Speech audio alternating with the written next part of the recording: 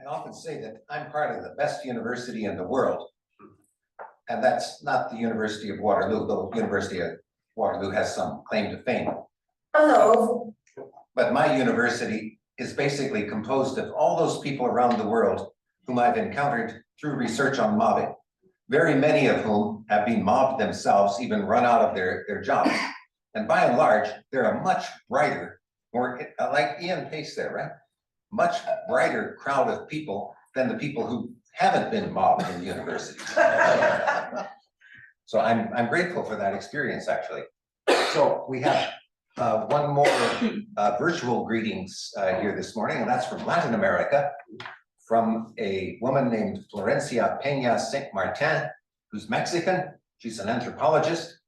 And what's most interesting about her greetings is that, you know, we're accustomed to thinking of the United States as being the leader in the Americas, and other countries sort of follow along behind, like Latin American countries and Canada.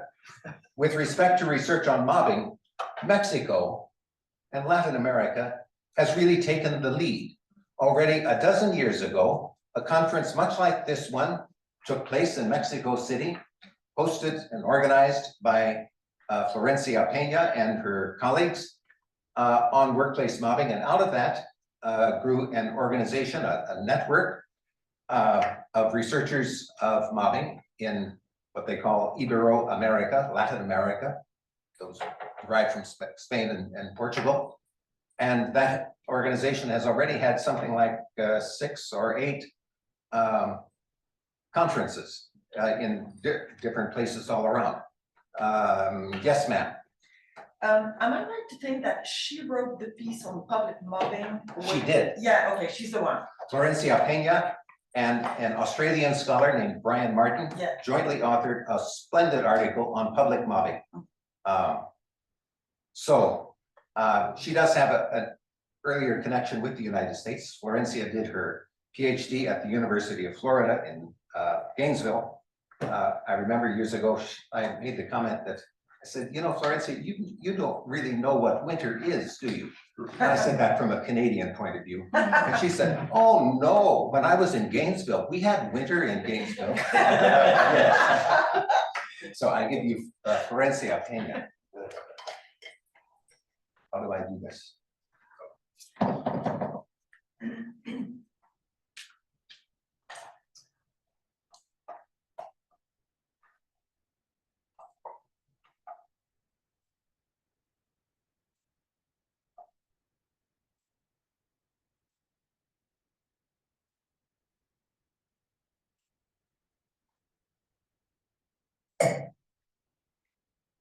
Hello, I'm going to share a PowerPoint with you.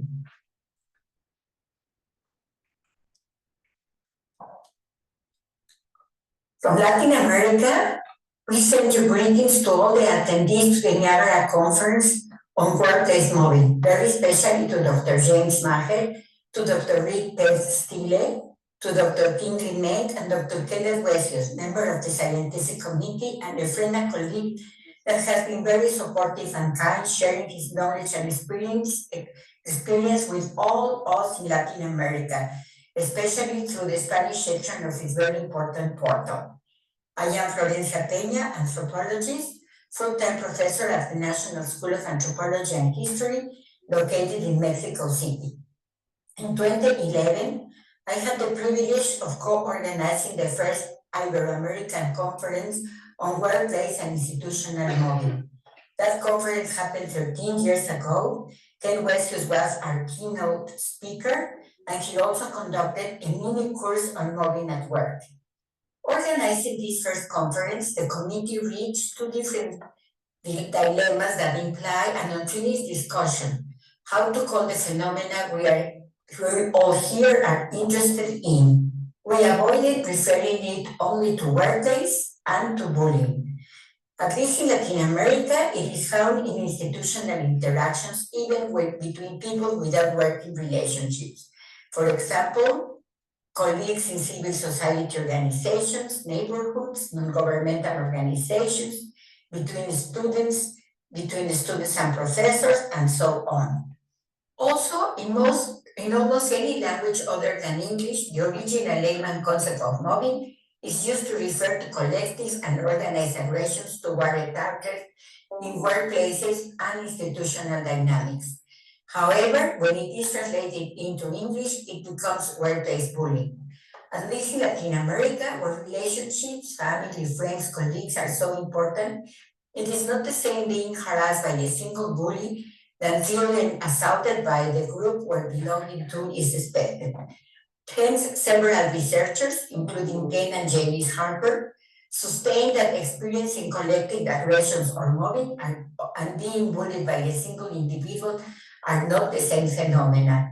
So it seems that two different concepts are needed to make clear the type of violence we are referring to. The Ibero-American Network for Dignity and Work at Work and Institutions was organized at the very first Ibero-American Conference. The idea of organizing the conference started when Angelo Soares invited me to attend at Montreal to the 6th International Conference on Workplace Bullying. Afterwards, I met Elias Garcia Rosas, a Mexican lawyer, who invited me as a keynote speaker at an event. He belonged to the Latin American Association of Labor Lawyers and introduced me to Miguel Guevara, then its president, with whom the decision to organize the first conference was taken. With the help of the association and the internet, people working on the topic throughout Latin America were contacted. The conference was very successful. 215 authors from 117 different institutions participated, with representatives of all Latin America, France, and Spain. The participants agreed to create the Ibero-American Network for Dignity at Work and Organizations. We handle it basically through a virtual group, and currently it covers all Latin American countries, France, and Spain. This is our logo. Of course, the main goal is to establish a platform that allows members to share laws, events, publication, cases, several discussions, political pronouncements against mobbing, and more generally violence in organizations. The most important thing is that the network decided to organize a conference every 2 years in different Latin American countries. These over here, the people at the top, are the organizing committee of the very first Latin American Ibero-American Conference. Margarita Barreto, a Brazilian, very important researcher and activist against violence at work, died. We really miss her. She was very important for our organization. And at the bottom, there are like the presidents of the different conferences that have been taking place so far. These are the list of the conferences: Mexico City in 2011, Buenos Aires, Argentina in 2030, Florianópolis, Brazil in 2015, Manizales, Colombia in 2017, La Habana, Cuba in 2019, Managua, Nicaragua in 2021. That one was virtual because of the pandemic. Montevideo, Uruguay 2023, and the next one is going to take place in San Jose, Costa Rica in 2025. You are all invited to attend, only that it will be held in Spanish. We all congratulate you and deserve you a very productive and powerful event. We are also willing to learn a lot from you.